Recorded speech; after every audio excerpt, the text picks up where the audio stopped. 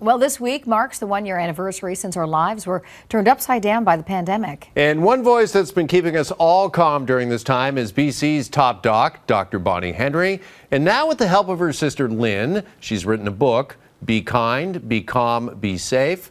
And Bonnie and Lynn join us now. Ladies, nice to see you. Good morning. Good morning. Wonderful to be here.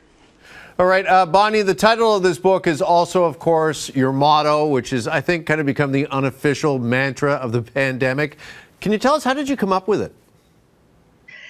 Well, it was actually a confluence of a whole number of different ideas, and it really started with a conversation I had with a young reporter who asked me about how to deal with kids who were teasing other kids who were wearing masks and things like that, and we had this conversation about being kind, and then when we were it really came out the first day that we put in a lot of restrictions, and it became real for many people that this pandemic was going to affect our lives in a big way. And I remember scribbling some notes on the page before we went out to do the press conference, and the first one was kind, and it really is about treating other people with respect and assuming the best for them, and that people are doing their best. And then calm was something that people tell me that I am a lot in times of crises. So, and that was really recognizing that people have different reactions to crises, and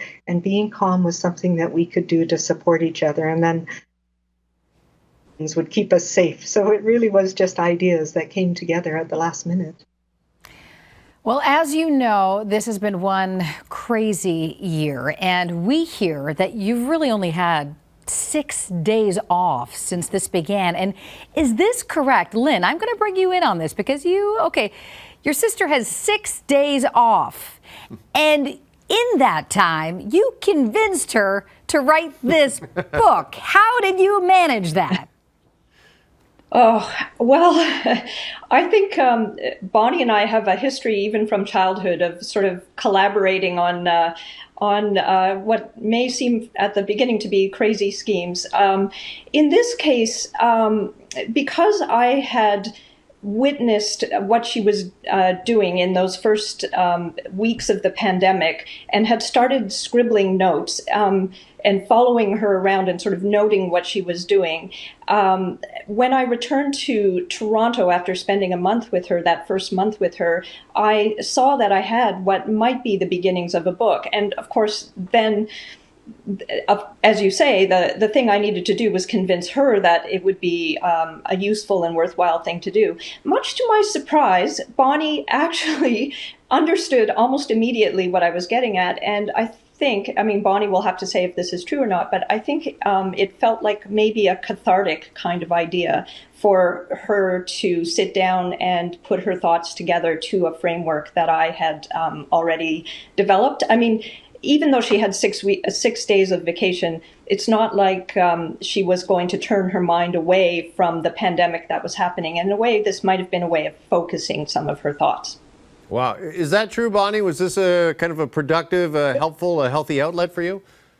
It was in retrospect. Of course, my sister can be quite stern, and she made me sit down when we were at Galliano Inn and write, but it was very much, it was such an unusual time, and to put those ideas and those thoughts into words was really helpful for me in focusing some of those ideas.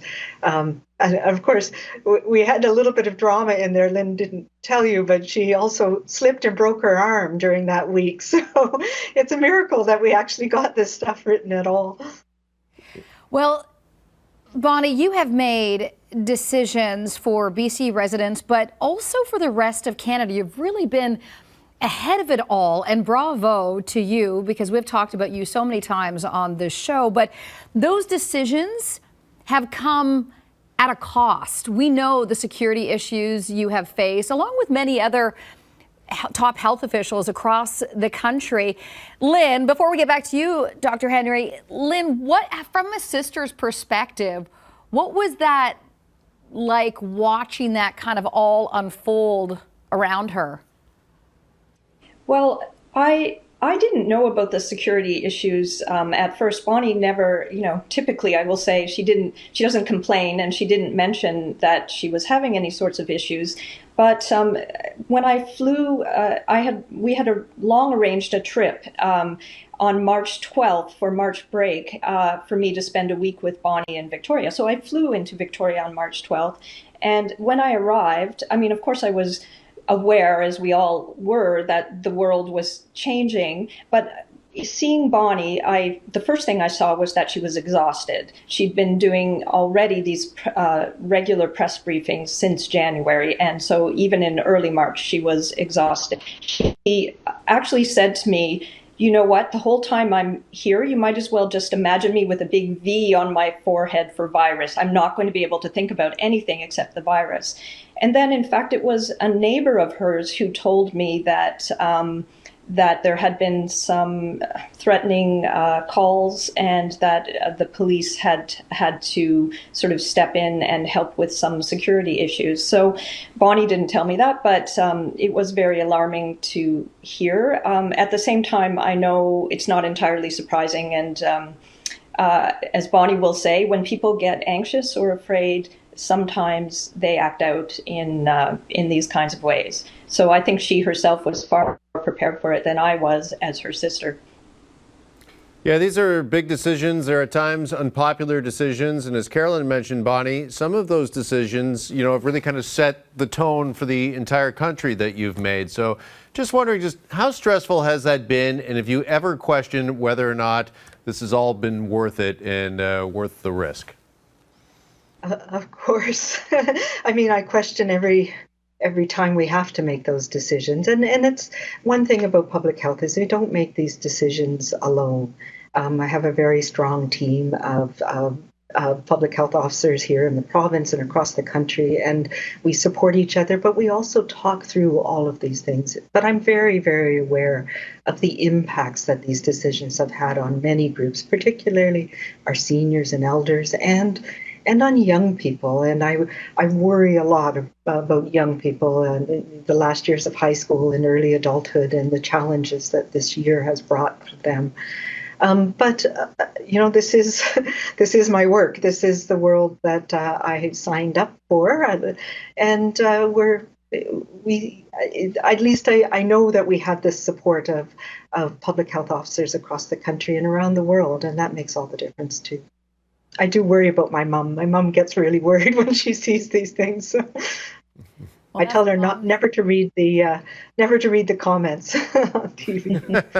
I think that's a good advice for moms and really a lot of us. Yeah, for sure. All right, Bonnie, it has been a year since the pandemic began and restrictions started. Did you anticipate back in March 2020 that things would go on this long? It was so hard to know. I'd spent a lot of time doing pandemic planning, and we'd always talked about multiple waves and it going on for 1 to 2 years. But our experience was we had an influenza pandemic in 2009 that really was stopped by immunization quite rapidly. We had the SARS outbreak in 2003 that was a very intense 6 months, but then we were able to push that back into nature. So it was so hard to know, and I don't think any of us could have predicted this. But we also have to remember that we have some pretty amazing things that have happened, and particularly the vaccine, that within a year, having safe and effective vaccines, more than one of them, is really what is going to lead us out of this in the next months. For sure, without a doubt. But Dr. Henry, do you have any idea when life might return to normal? And next week is a perfectly acceptable answer. I wish. Oh, goodness, I wish. This is going to be our hardest time because our post-pandemic world is going to be in the next few months.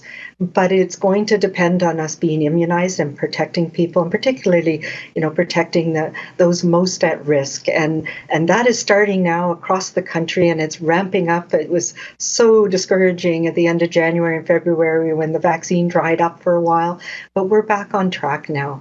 But I don't think normal is going to be exactly what we had before.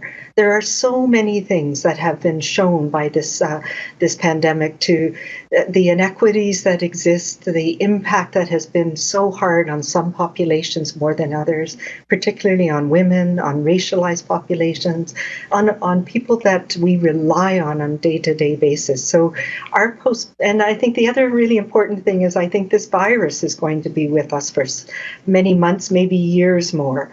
But we are going to get to a post-pandemic phase where we can do some of those important things that we haven't been able to do for a year now. Lynn, in writing this book with your sister and from your vantage point, what have you learned that would maybe surprise Canadians most about what was happening? There's so much, actually, that I learned just from following my sister around and taking notes. But I think one of the things that really struck me early on and continues to strike me even in this phase of the pandemic is how much Bonnie, she mentioned that she has such a great team around her, but also I know how much she and the other medical officers of health across the country at the provincial level, but also at the national level, do talk to each other. I mean, it's really a daily conversation and exchange of information. And I feel like people might not necessarily know that because the way that the information is communicated in different provinces, and I can say this having been both in BC and in Ontario, it can be quite different. And so what you see is there's a huge sharing of the knowledge and the information and the science is constantly evolving, as is the knowledge. But the communication part is hugely important. And I think that was something I was trying to get at with Bonnie in this book was just what the nuances of communication are and how important it is communication to a population in these circumstances is. Well, listen, Bonnie, you may have been on TV, I think, this past year more than Carolyn and I. And with that, when it comes to communication, I mean, has it really surprised you, kind of this celebrity status that you now have? I mean, you're recognized, I'm going to guess, just about everywhere and anywhere. You even had a pair of shoes named after you. I do. The shoes I quite love. It's been a little bit shocking, and I still am surprised when I see my face on things or when people recognize me. It's not something that I'm used to or even getting used to. I'm quite a quiet person, and that people recognize me, and but most people are so kind, and that part is really positive. And I think it really has hit home to me how much what I say gets interpreted, and that it matters that I be right about things. And it's also a big responsibility to be able to explain things in a way that helps people and supports people. And that has been my goal all along, to make sure that I reflect the common wisdom that I get from my fellow public health officers, and ensure that we try and get it out there in a way that supports people to get through this together. Well, we have been singing your praises on this side of the country. We can attest to how busy you are. We've been trying to book you for a long time. I'm so glad you could finally join us. And Lynn, thank you so much for your time as well. My pleasure. Thank you. Thank you so much. And Bonnie and Lynn's new book, Be Kind, Be Calm, Be Safe, 4 Weeks that shaped a pandemic, is available now.